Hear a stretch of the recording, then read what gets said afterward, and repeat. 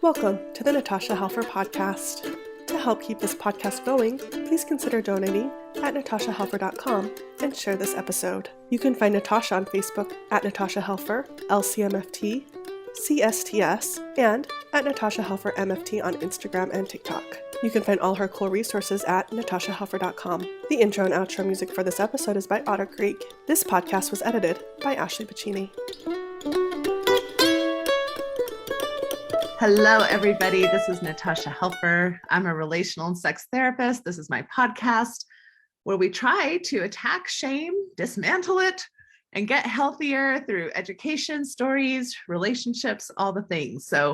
And I am just thrilled today to have a really cool author and person, Dr. Stefani Goerlich, who is the award-winning author of 2 books, The Leather Couch, Clinical Practice with Kinky Clients, and the Advanced Practice sequel, which is a Kink-Affirming Practice, Culturally Competent Therapy from the Leather Chair. I love all your chairs and couches and all that.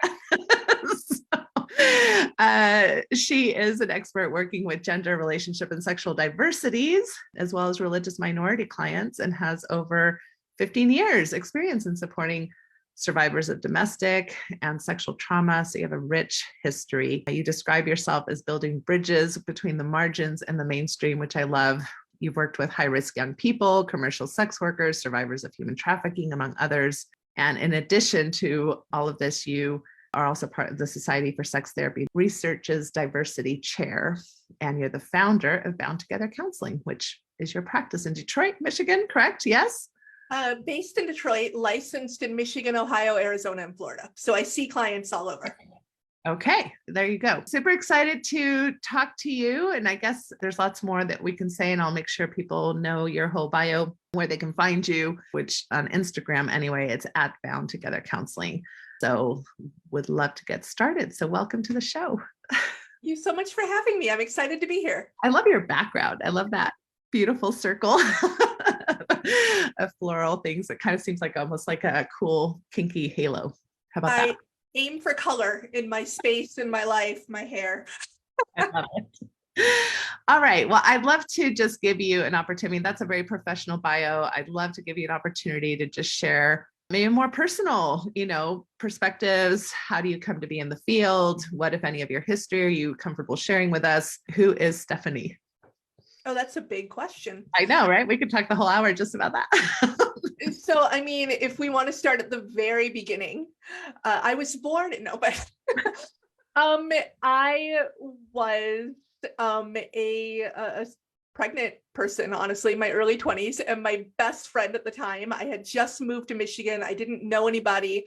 The first and still closest friend I made in Michigan was a court advocate in a domestic violence shelter. And I was 20 when we met, and I looked at her and I said, I want to be you when I grow up. And she said, well, I'm 24, so that's a little creepy. I'm not that much older than you. But when I started working after having my son, she connected me with our local domestic violence agency, and I was working as a sexual assault first response advocate. So my job was to be present with people in the first, at the time, 48 hours of their assault. Did crisis intervention counseling, sat with them through police interviews, sat with them through CPS interviews if the survivor was a child. Was doing that for years. And that kind of, because it was my first foray into human service work, set the tone for my career. Most of my career I've spent working with survivors of sexual trauma, sexual violence of myriad forms. Wow. When I met my current partner, he and I were dating, and I was telling him hilarious stories of going into lockdown at the shelter because people had accidentally pushed the panic button and all the sheriffs came. And he looked at me and he said, wait, what panic button?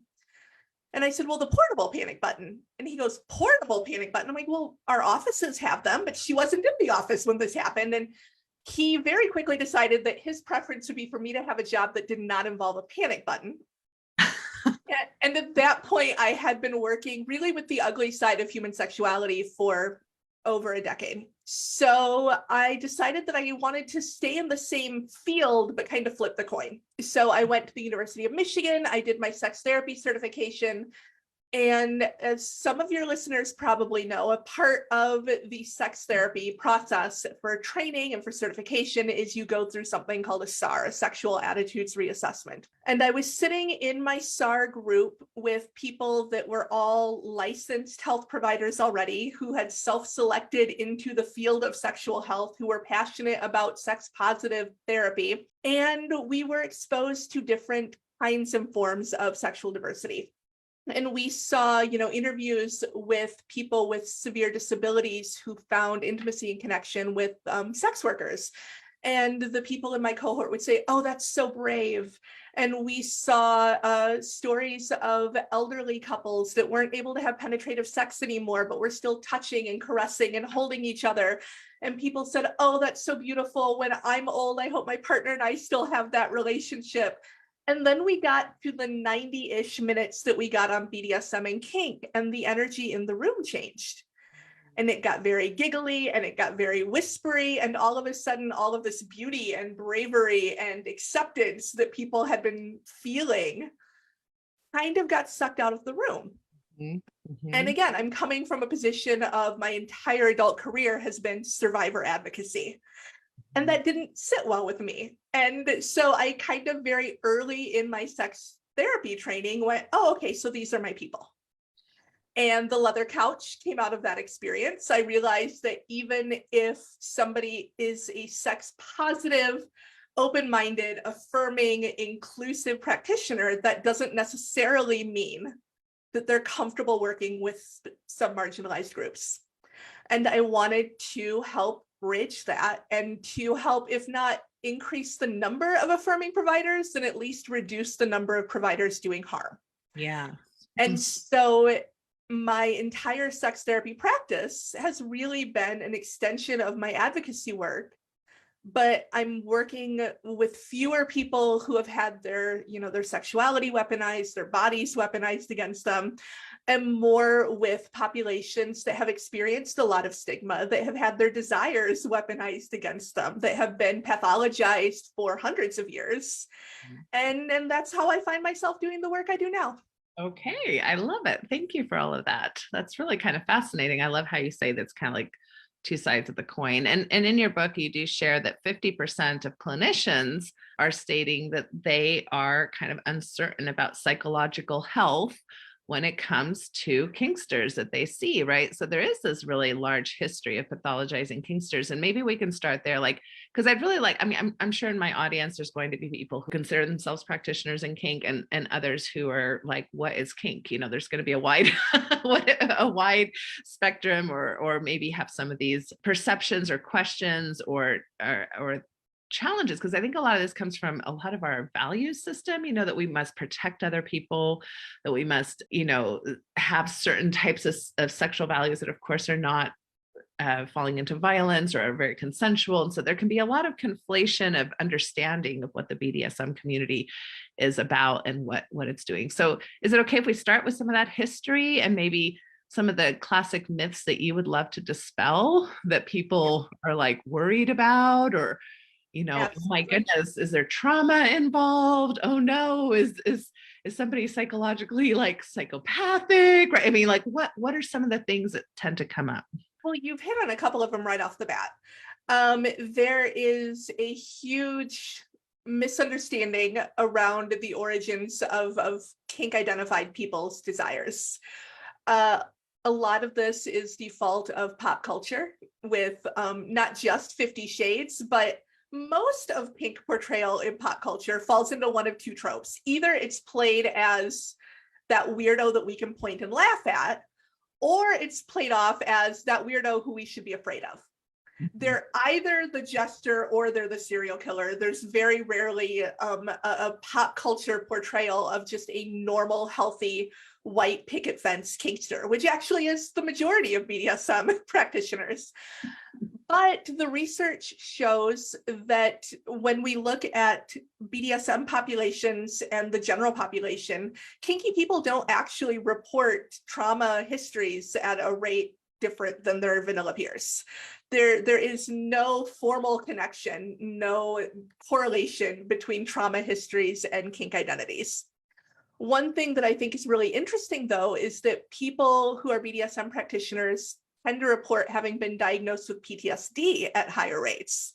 Interesting. Which can tell me sort of one of two things. I usually, when I say that, I explain it as obviously what we have is people that are already kink identified, who are finding catharsis, who are finding re-empowerment, who are finding a sense of healing and control through kink scenes. And that's kind of been historically how I've looked at it. But somebody pointed out to me the other day that that could also be an indicator of additional stigma. That perhaps people with two presenting histories, the kinky person is more likely to be labeled as having PTSD than their vanilla peer is, because the clinician is going to look at their kink identity and assume that that's a manifestation of their trauma, which I thought was a really important insight that I hadn't really considered before. So trauma in the general population and the kinky population is about the same, but kinksters are more likely to report a PTSD diagnosis. And that, I think, deserves some more research.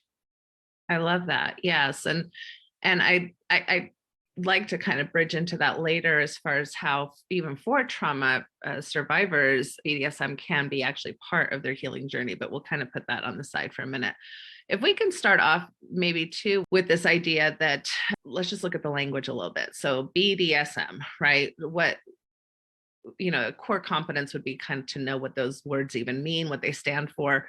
And they have several meanings, right? So it's not like the B and the D and the S and the M only stand for one thing. So do you want to go ahead and kind of share some what those stand for? And let's talk about like kind of the different styles that show up in that acronym that's quite diverse. I love it. I call it a Swiss Army knife acronym because you can pull out different tools and different ideas within those 4 little letters. So it gets broken up into B and D, which would be bondage and discipline. And I always explain that as the exchange of control. So that can be control of movement through bondage, restraints, ropes, handcuffs, what have you. You're controlling and restricting somebody's movement. That can be discipline, which would be a control of behavior, whether that's you giving me rules or me self-regulating and creating sort of protocols for myself. You can engage in bondage and discipline without having any other form of power exchange, without ever doing any sort of sensation play. It's really about control of movement, control of behavior, which we see a lot in long distance relationships between kinksters. Then there's DS, dominance and submission. That is the statistically most common form of BDSM play, and that is an exchange of authority. So people often conflate control and authority because they can be synonyms. But in this case, we're talking about the decision-making authority within a relationship. Who has the final say when you and I disagree about something?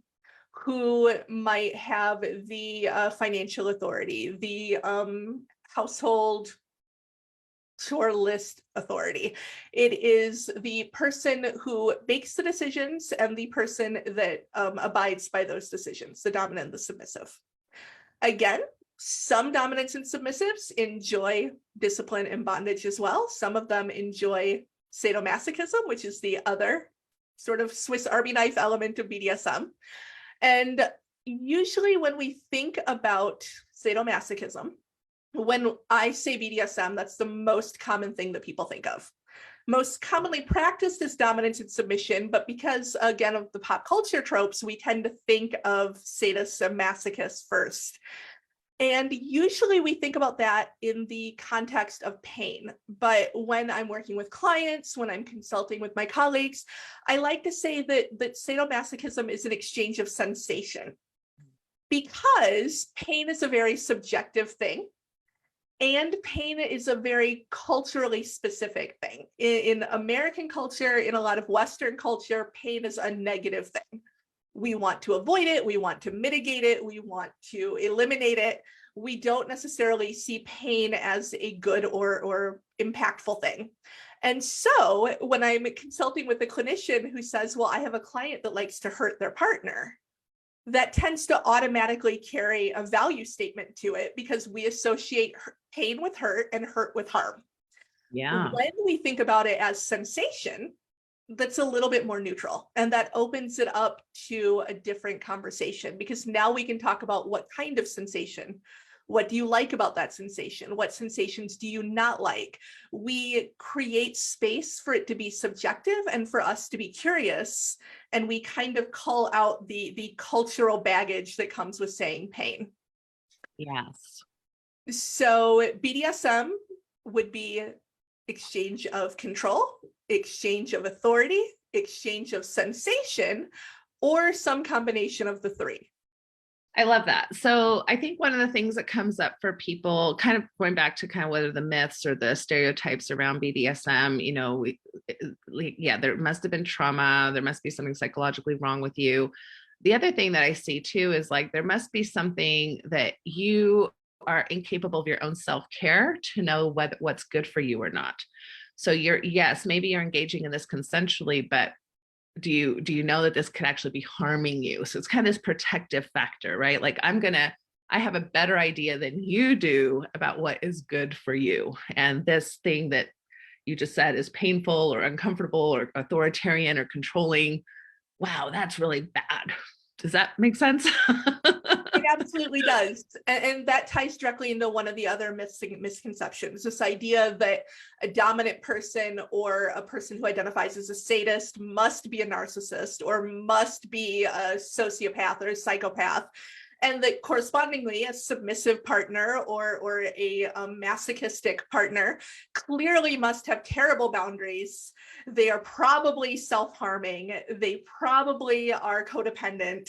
We like to apply rationales for why people have the relationships that we do without necessarily thinking about them as fully realized autonomous human beings. So we layer diagnostic codes on top of cultural tropes, and we don't actually take the time to just talk to people about what they enjoy and, more importantly, what limits they've set for themselves. Because I think one of the biggest things that people that are confused by BDSM or perhaps are turned off by BDSM assume is that, well, if they're willing to do X, Y, and Z, who knows what they're willing to do?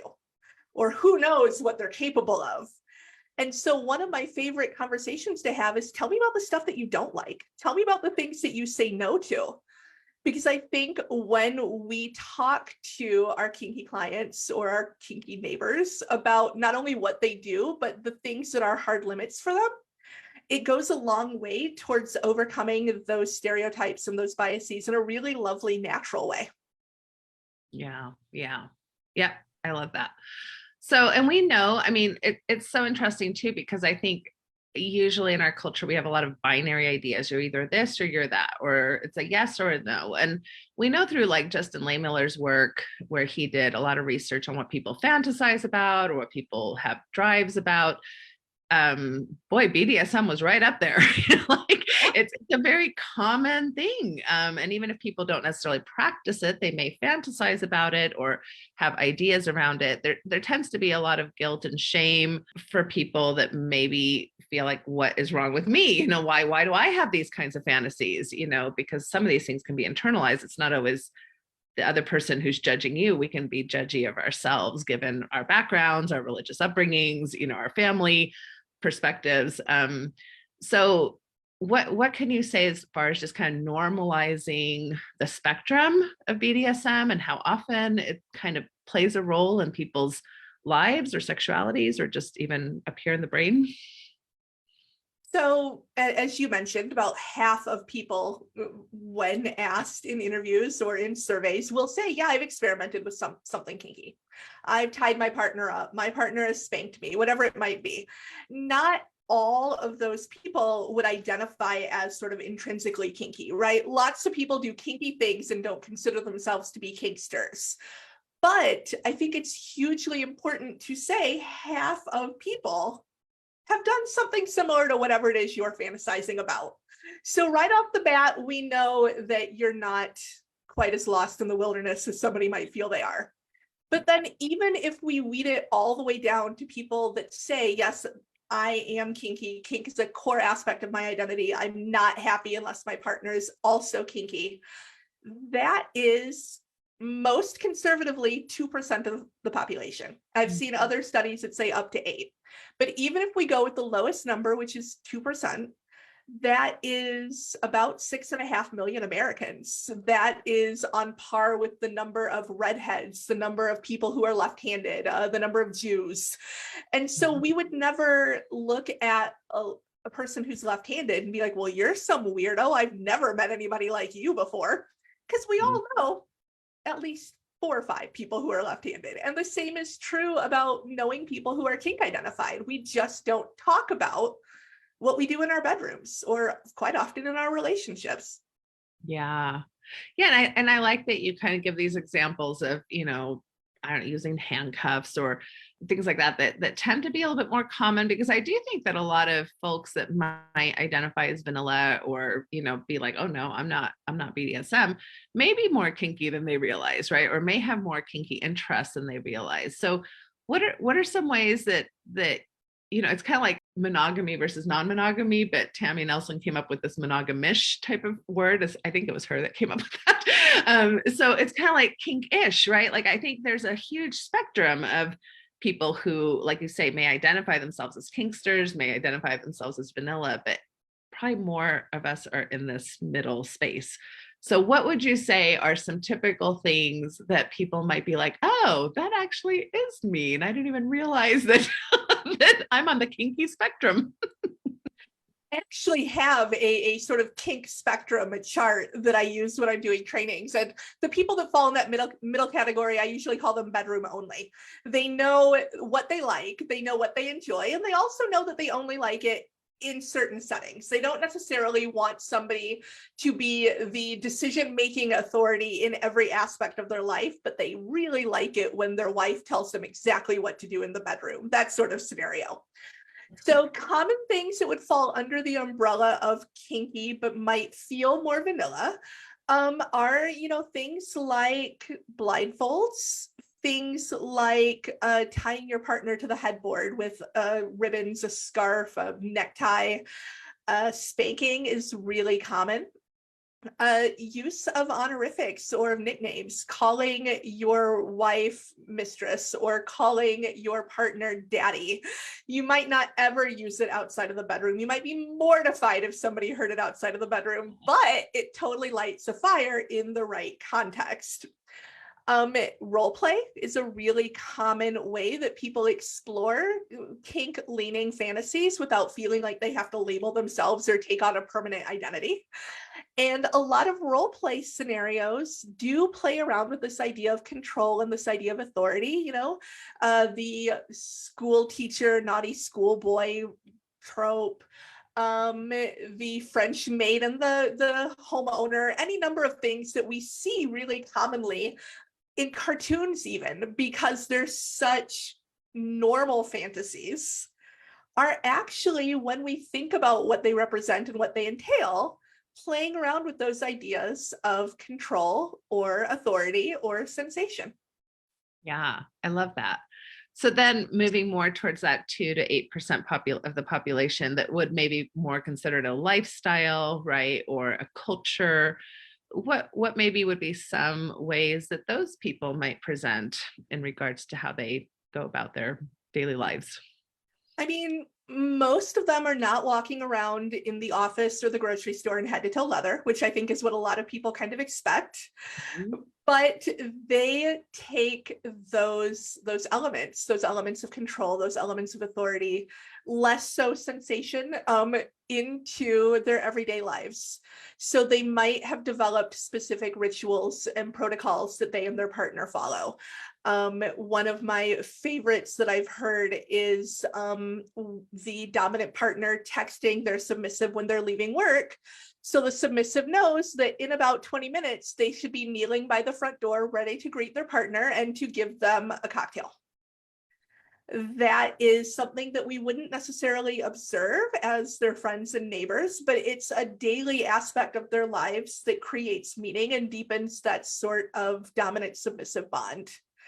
I have seen folks who bring bondage into their everyday life. They might be in a long distance relationship or have a partner that's traveling for military or business or what have you, who tells them, you know, every day while I'm gone, I want you to do a rope harness self-tie and wear it under your clothes.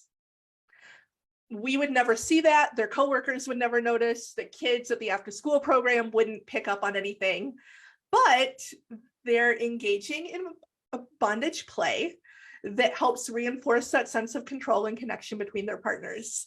So usually, you know, when we think about people that are lifestyle BDSM practitioners or for whom some form of power exchange is a core element of their relationships, we usually think of these really outre things, right? Like they're sleeping in a dog cage at the end of the bed every night, which I've heard of occasionally, but certainly not the norm. Or they're walking their partner on a leash through Kroger. And that's not what's happening. It is these subtle gestures, these little relationship rituals that they've developed that reinforce their power exchange dynamic in really gentle and lovely ways. Yeah, that's amazing. So there was a sentence that really popped out to me in your book, and I liked your language, is ideological barriers and informational barriers. So what can you say about that? What do you mean by, and these are the barriers to, I'm guessing, either kink or to kink affirming spaces? So informational is probably the most common barrier. And that's simply, I think I know what I like, but I don't really know where to find it or how to do it safely. And when somebody simply needs more information, our job as clinicians, as community resources, is to provide that psychoeducation. When I say provide psychoeducation, I don't, in my practice, tell my clients how to do specific kinky things, because especially with sensation play, everything carries a certain degree of risk. And my professional liability provider would be very upset with me if I were giving direction in something that my client might be well aware of the risk, but not necessarily well versed in, and harm were to come to them, some sort of injury. So when I say psychoeducation, I mean knowing what resources are out there and being able to steer our clients towards appropriate educational resources, whether that's the Kink Academy videos, whether that's a local conference or Kinkster meetup. Sometimes it can just be a really good book. If somebody comes to my practice and says they really want to learn how to do suspension bondage with their husband, I'm going to steer them towards books written by rope bondage experts that teach you how to do that. I'm not going to sit in my practice time with them and try and explain that. So when I say psychoed, I mean really resource providing. But then the ideological barriers are those things like guilt and shame, the things that you mentioned earlier, the ideas, the myths, the stigmatizing messages that we receive that get in the way of people feeling comfortable embracing whatever it is that they want to explore or to have in their lives. That can be messages from religious communities, that can be messaging about what it means to be a parent or to be a good parent. That can be messages about what it means to be a good feminist. Lots of my submissive female clients at one point or another, no matter how comfortable they are in their kink identities, look at me and feel the need to say, I mean, I am a feminist, but, and I really try to help my clients explore those messages that they've been given, those ideologies that they've been told they should be measured against, and to help them figure out what resonates for them, what doesn't resonate for them, and how they can live authentically, both not only in their sort of personal beliefs and philosophies, but also in their desires and the relationship models that they want. Okay, so let's go here, because this is, I think, where so many people really kind of get stuck, is in this ideological space. For example, I have had like you say, so many people who identify as women come in. They might be the CEO of their company. They might be, very proactive, kind of in their general life, as far as very opinionated, very comfortable sharing, their perspectives. And then they come in and they go, what's wrong with me? Because in the bedroom, I want to be submissive, right? And I even have this a bit myself, right? So I'd much rather be a submissive type of person in my kind of space than dominant. But I'm very powerful, in just my my personality, a lot of those things. So people, I think, don't don't know how to make sense of, here's my values, right? Here's my life values. Like, this is what I value in maybe my career, maybe this is how I value just my perspectives in life. But here's this sexual part of me that kind of seems to contradict what I value over here. And coming from a high demand religion myself, I think we did get a lot of messages that if you think something, then you're going to become it, right? So that you can't have a variety of values or ideas or thoughts. And so one of the ways that I language this, and you're more than welcome to make it a lot better than how I language it, but it's kind of like, I think we have our political values or our ideological values, and then we have our erotic brain, which is quite different. Like, I often say, like, your vagina doesn't know you're married, or your penis doesn't know you love your partner, but and your erotic brain could really give a crap about your values in a lot of ways, like things that turn you on, things that you might find very, exciting and wonderful aren't always that way, right? Which is kind of like even the feminist argument that you're bringing up, like in feminism, this idea that we have to always, not be submissive, not have, that's the oppressive narrative. So how do you talk about these kinds of concepts between ideology of everyday life versus ideology of your eroticness? One of the first questions I ask my clients is, why are we putting things on a hierarchy or on a scale of good and bad? Why are we assuming that power in one context is good and abnegating power in another context is bad? Why can't they both be good for their respective contexts? And the sort of, I don't want to say stereotype, and I've already said trope, but the sort of archetype of the powerful in the boardroom and submissive in the bedroom figure is, it makes sense when we talk about it, but it's kind of a statistical anomaly. Most people that identify as dominant report that they are dominant across the board. And most people that identify as submissive report that they are more submissive across the board. It's actually less common to see the powerful figure in the office who wants to be owned property in the bedroom. They're much more likely to want their partner to submit to them. But in those cases where we do have those sort of splits, to me, that feels representative of balance. We're all different at work than we are at home. And also, I often, especially when we're talking about sort of the businessy world and the corporate CEO that wants to be a puppy in their spare time, I will do education around personality styles. I love the DISC profile model, partly because it was created by a kinky person who also invented the first lie detector and Wonder Woman. So he's a fan, or I'm a fan of his. Oh, wow. But yes, William Marston. But in the DISC profile, if you have ever worked in a big company, oftentimes they'll have you do these things like DISC or like the Myers-Briggs, any number of things. But DISC is fascinating because they give you two actual sets of results. They give you your natural personality and your adaptive personality. And it's interesting because your adaptive personality, I tend to be much more introverted in my everyday life. That's my natural style.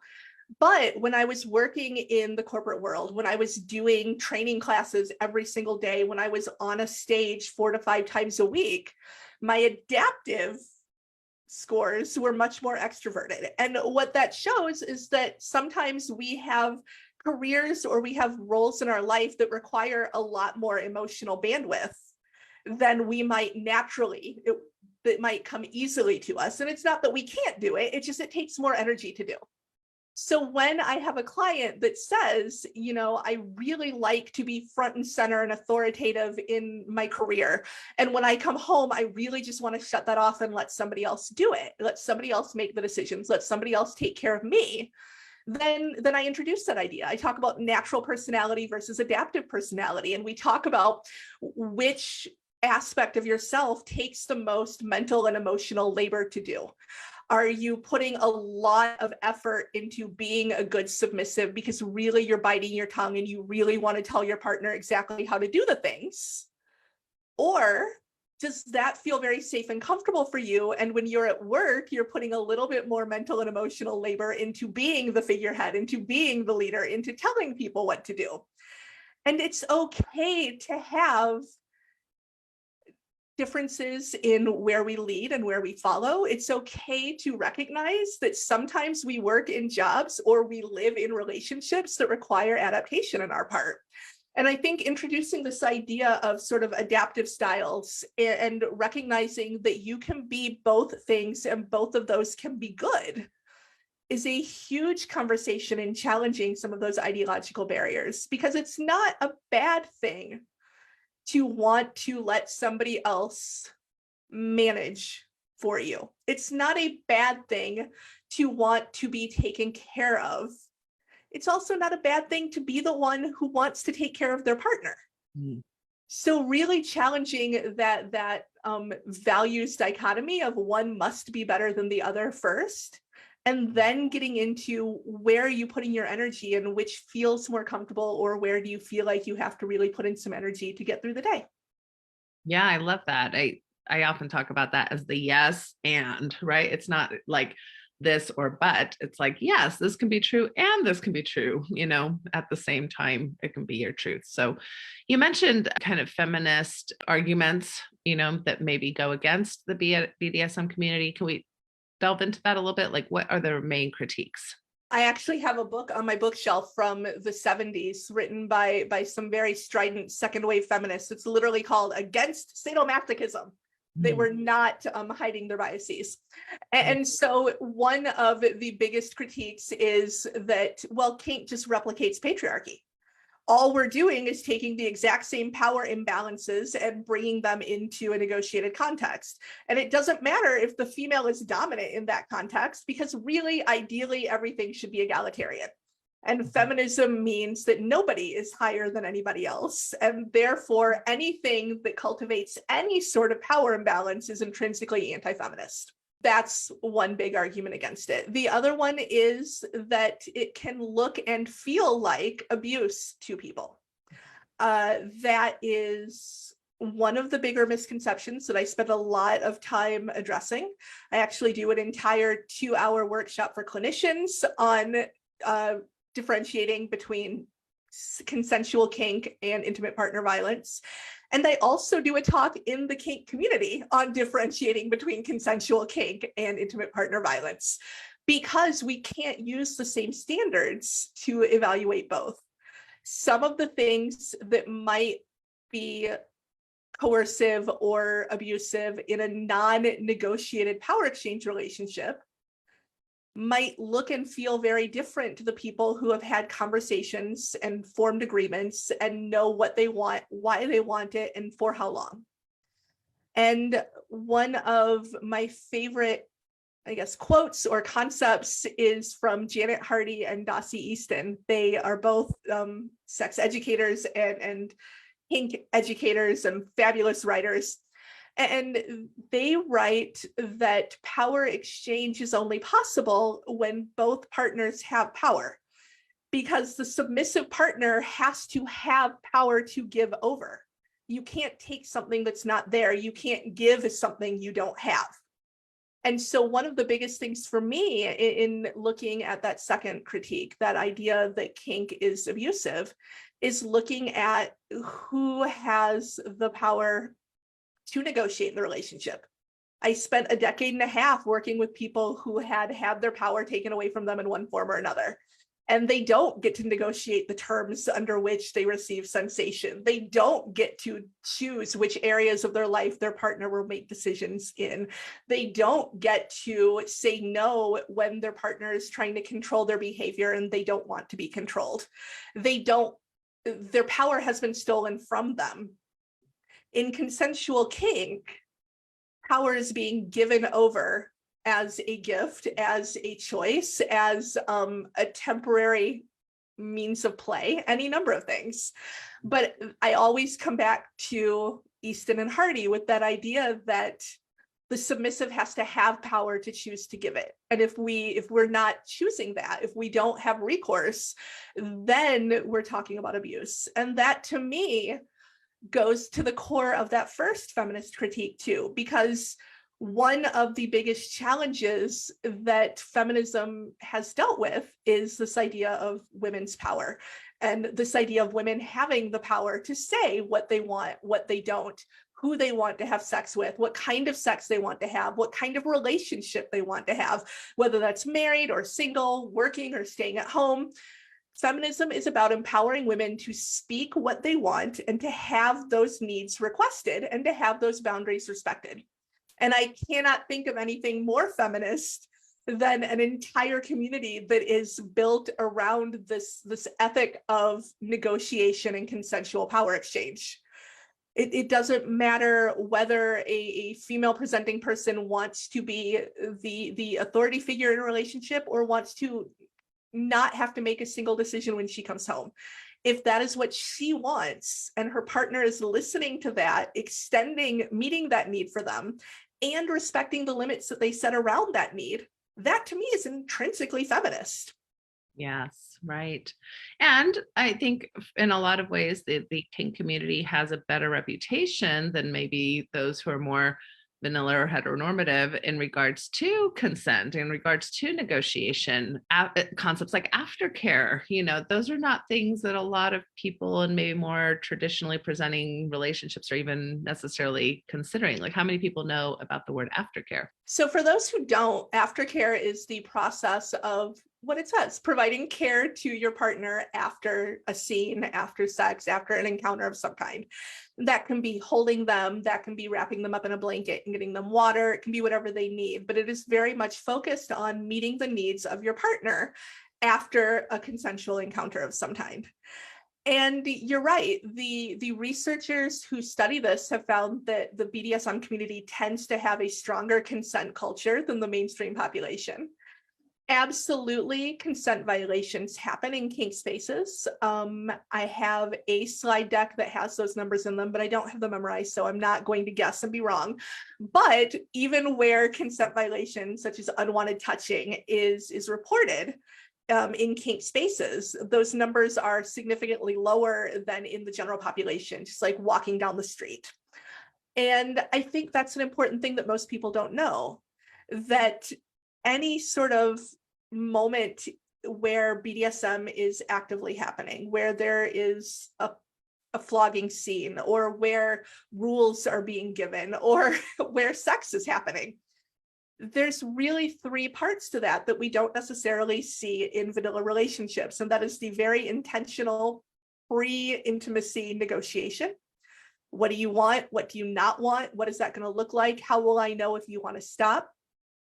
The aftercare that you just mentioned. And then my favorite, the debriefing, which most of my vanilla couples are horrified by the idea of after sex going, what worked for you? What felt good? What do you want me to do more of? What didn't work? What do you want me to avoid doing?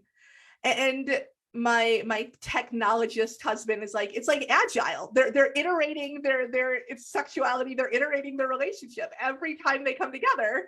It's this negotiation piece. I'm going to take care of you. And once we both kind of come back to center, I want to debrief. I want to know what worked and what didn't, and how we can make this better and more connected and more enjoyable next time. And I don't know that many kinky couples do one of those, much less all three.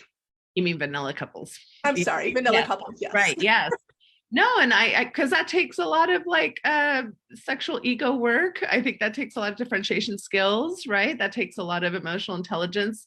I think oftentimes when I'm working with more vanilla couples, it's more about like, oh, I can't hurt their feelings by telling them I didn't like something, and well, I can't hurt their feelings. So we're kind of in this protective dance instead of a authentic dance of saying, yeah, it doesn't make me less of a lover or less of a person if I get feedback that something that I did wasn't exactly what you were into. So what? So what? Let's figure that out, All it can do is make you a better lover next time. Exactly. All right. So going back to just sticking with ideology for a minute, I mean, there are themes in the BDSM world that I think do make people very uncomfortable, not just from a feminist perspective, but, there might be religious play, there might be ageism play, there might be violence play, like pretending pretense around sexual assault. There might be these ideas of, gender and power, even things like daddy and child, right? So things that people are like, oh my gosh, this is like incest, this is like violence, this is like, so all of these, even race play. I don't know if I mentioned race play, right? So concepts around slavery, things that can be very politically challenging to talk about, even in vanilla spaces, much less, kind of maybe more of these BDSM perspectives, especially when people don't understand exactly what that's about. So do you want to talk about, I threw out a lot of stuff, but just kind of in general, when we're dealing with things that we have kind of as values politically, but then we're playing with those concepts in a space of sexuality, what are some things you want to share there? Oh my goodness, I could spend an hour on each individual one of those, and sometimes I do.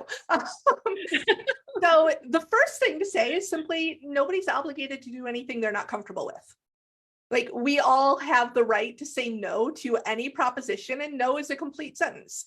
So if race play makes you horribly uncomfortable, or if, pet play isn't your scene, you're not obligated to engage in it. And I think that is something that can feel kind of trite, but needs to be said, because so often people say, well, I don't mind being tied up, and I don't mind a little light spanking, or I'd really like it if my wife took more of a firmer hand in our relationship, but I don't want to be like those weirdos over there. Mm-hmm.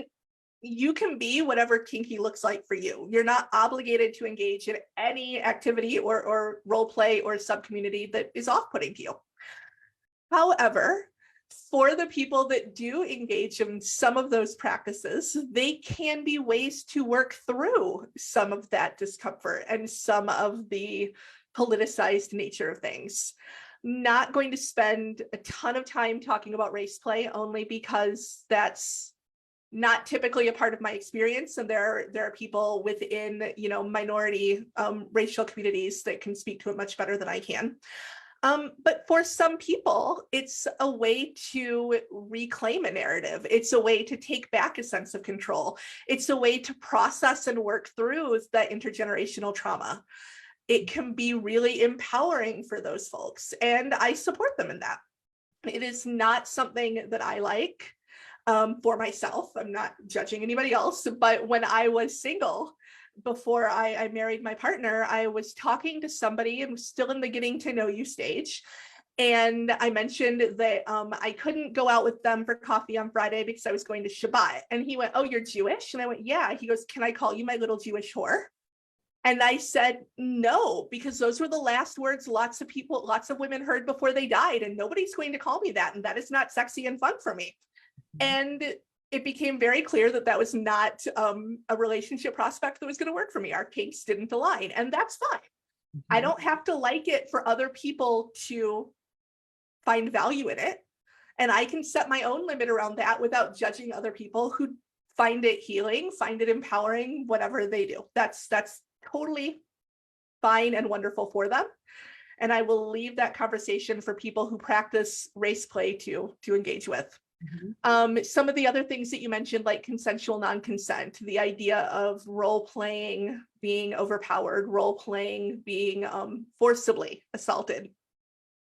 There are a not insignificant number of sexual assault survivors who use role play as almost a form of, and forgive me, non-therapists who are listening to this, for getting a little bit jargony, TFCBT, trauma-focused cognitive behavioral therapy, which often focuses on writing a narrative of the trauma, of reading that narrative, and of really sticking with the narrative of the trauma and the story of the trauma until it starts to feel desensitized for them.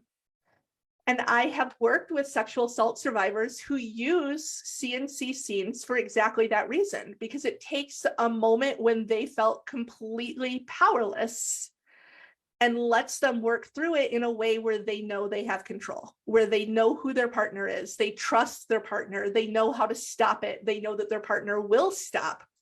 And it lets them do that same work of reprocessing the narrative of their trauma until it becomes desensitized to them. That's not why all people enjoy consensual non-consent, but I'm not willing to throw the baby out with the bathwater just because some people might find it uncomfortable. I think it's always okay to say that's not for me. And as long as you feel safe and healthy doing it, go forth and do. One thing I do want to correct a little bit is you mentioned daddy and child, and very rarely, actually, I don't think I've ever encountered that. Usually what we see is when we talk about age play, they'll refer to themselves as littles. So it's less that they are role playing. It's less about actual age differences. The dominant who enjoys age play is not participating in age play because they secretly want a partner who's a 6-year-old child. What the people who enjoy age play are doing is letting the submissive partner take on a less responsible, a less authoritative, a more playful and free and joyful persona. And for lots of them, they do kind of steal that to what they want. I've worked with clients who identify as adult babies and they wear diapers and they want to be nurtured as if they were a baby. Their adult partner does not want to have a romantic relationship with a literal infant, but their adult partner really finds joy and value in being a caregiver for their adult baby in that way. And most littles have no interest in sort of any kind of sexual contact with children. They don't identify as children themselves. They identify with a mindset, with a set of hobbies and tropes and activities and shows that bring them joy and a sense of lightness and playfulness and irresponsibility that children have. That is one form of power exchange. It's one thing for Natasha to say, Stephanie is going to submit to me and she's going to be my submissive, because then I still am an adult in that situation. I still have to perhaps clean the house for you. I still have to, maybe an act of service for you is me paying your bills every week and writing out those checks for you to sign so you don't have to do with any of that busy work. Somebody who identifies as a little might want to be a submissive and not want to deal with any sort of grown-up stuff. They find their joy and they find their submission in handing all adult responsibility off to their partner. And they want to lay on the couch and they want to color in a coloring book and they want to let their dominant partner be the grown-up while they just play. And I think that that can be lovely, but it's not connected to actual or desired pedophilia at all. And that is a common misconception. So I just wanted to tweak the child language a little bit. Yes, thank you. No, thank you for correcting that language for me, for sure. That's exactly what I think many of us are wanting, and seeking affirming care, right? Especially as professionals, we want to learn the language, learn the culture, all of these things. So I know we're almost out of time, but where I want to kind of finish is, and you've kind of talked about it all along, but there's great benefits to being part of the BDSM community that's supported by research. I think in your book, you talk about social benefits, personal development benefits, functional benefits. So I'd like to kind of end with okay, what is beneficial? What is helpful? What is, like you say, joyous? What brings joy? What brings pleasure to so many people who engage in and consider themselves as part of this lifestyle?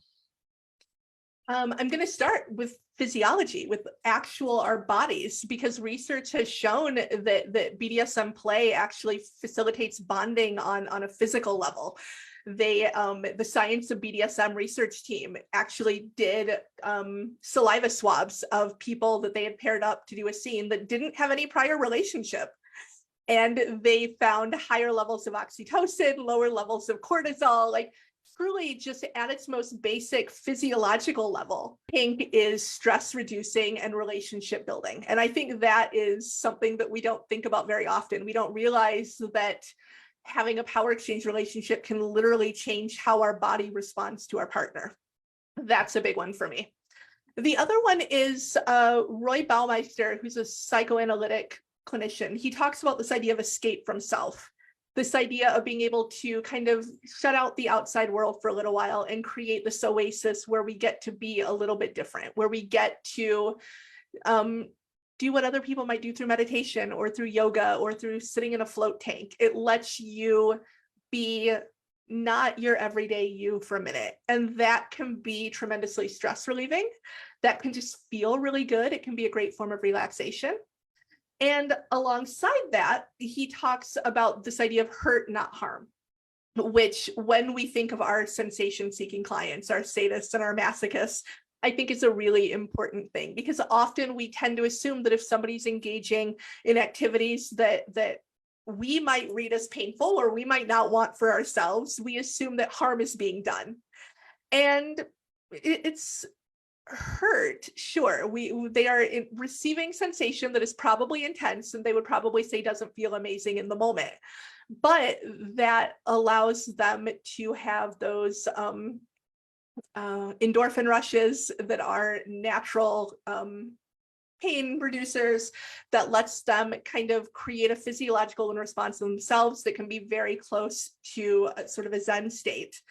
And being able to differentiate between the benefits that can come with hurt from the concerns that arise when somebody is being harmed, I think is really important. There's a great book called Hurt's So Good, that each chapter looks at a different sort of community, extreme marathon runners, competitive hot pepper eaters, professional ballerinas.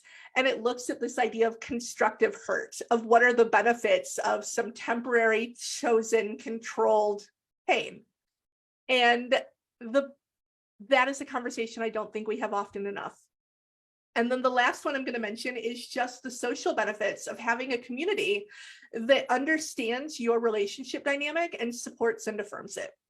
Because when you love being flogged or spanked with a paddle, and your favorite office coworker sees some bruises on your leg in the summer, they're going to probably look at you and say, "Are you okay? You know, do you need help? Is there anything that we need?" If somebody is in a DS relationship where they consistently look to their wife to choose their meal at dinner, to pay the bills, to pick out their tie in the morning, their friends are probably going to go, "Why are you married to such a controlling woman? Are you okay?" And so having people around that go, "Oh, that's so sweet," and having people around that can understand and affirm your relationship dynamic without needing to explain it can be really, really affirming for kinky people. Kinky people deal with a lot of minority stress as erotic minorities. And some kinky people, you mentioned age players, the adult babies specifically come to mind, experience minority stress even within the minority community that is the kink community. And so having friends, having community around you that just gets it can go a long way towards creating a sense of safety and normalcy and inclusion that everybody deserves to have in this world. I love that. These I think were parts of your chapters, but I just kind of put them together because I loved your language around the power of yes and the sanctity of no, right? So I think you've just done a lovely job throughout the whole interview in kind of describing how all of that is just things that people can really find useful in their own autonomy, in their own development, in their own relationships, connections, so much of that. Are you familiar with, I'm sure you are, with FetLife as a resource? Yeah. Are there any other resources that you said a few at the beginning, but are there any as we're kind of closing up that you feel like would be good for people to know about? So this is one of my ongoing struggles, is I always want to find new and better and safer kink resources for folks. But I'm also married to, and I work a lot around cybersecurity in the hacker community. And so often what happens is somebody will reach out to me and say, "I'm building a new website for Kinksters and I'd love for you to share it with your clients." And I have people that I can ask, "Can you look at this and tell me if it's safe and secure for my clients before I do?" And so often they're not. So often when somebody that knows what to look for looks, it's not something I can safely recommend. I actually had somebody reach out to me recently about people, their FetLife profiles being leaked on Instagram and being outed on other social media platforms from FetLife. And so even there, I tend to go a little bit. So I usually encourage my clients to find local community. I know that that's not possible for everybody. I know that if you live in a rural area, online is going to be the best you're going to get. And like any other kink activity, it's about risk-aware, consensual kink, or risk-aware, consensual social media, as the case may be. Right. Some people, their options are limited to online spaces. And in those spaces, I want them to be as safe as possible and as secure as possible, which is part of the work that I do outside of my practice. But I often tell people to look on meetup.org. Or I'm sorry, meetup.com. It's not a dating website. It's not a fetish website, but it is a way for people to post local events so that they can find people like them. And anybody that joins it can start a local meetup. So if you live in a not terribly rural area, you can usually go on and search for BDSM or kink or littles or what have you, polyamory in your area. And people are often pleasantly surprised to find that there's one or more social media meetup that's all local people. And if there's not, and if they feel comfortable doing so, they have the opportunity to start one.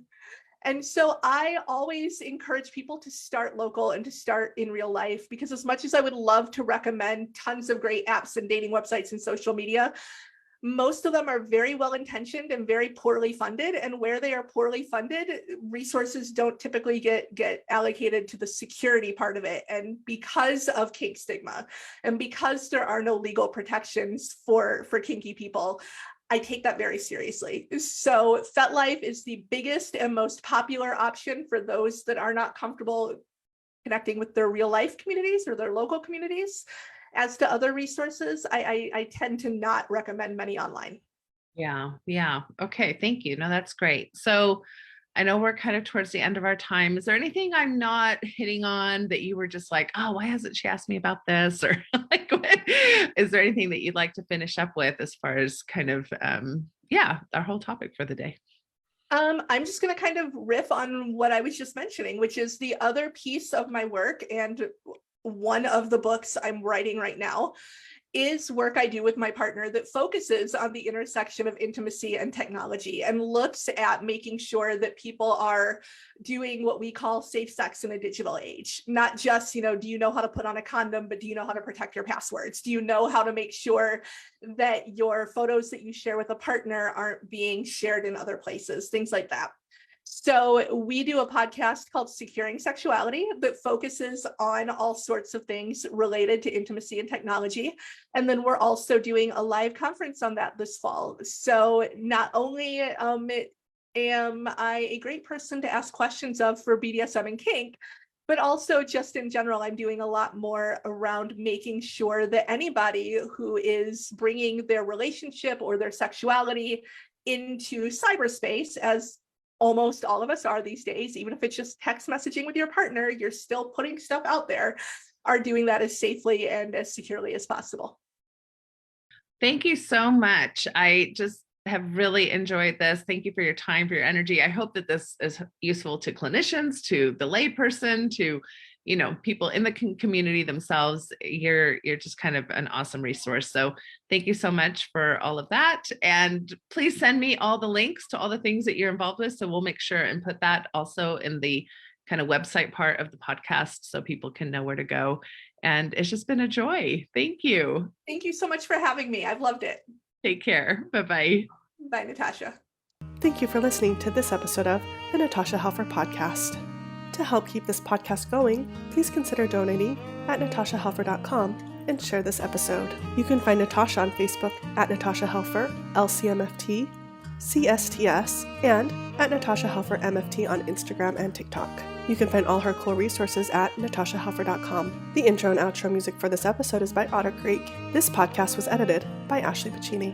There is a place where time slows to nature's pace, and there is space there to find yourself in her embrace.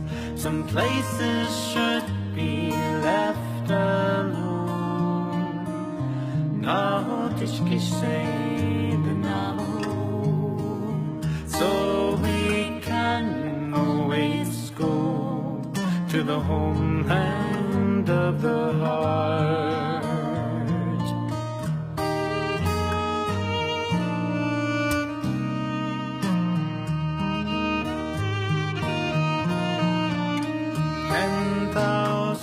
Years of our human etched on her canyon walls. Alongside Earth's mysteries, some places should be left alone. Något ist geschehen, so we can always go to the homeland of the heart, to the homeland of the heart.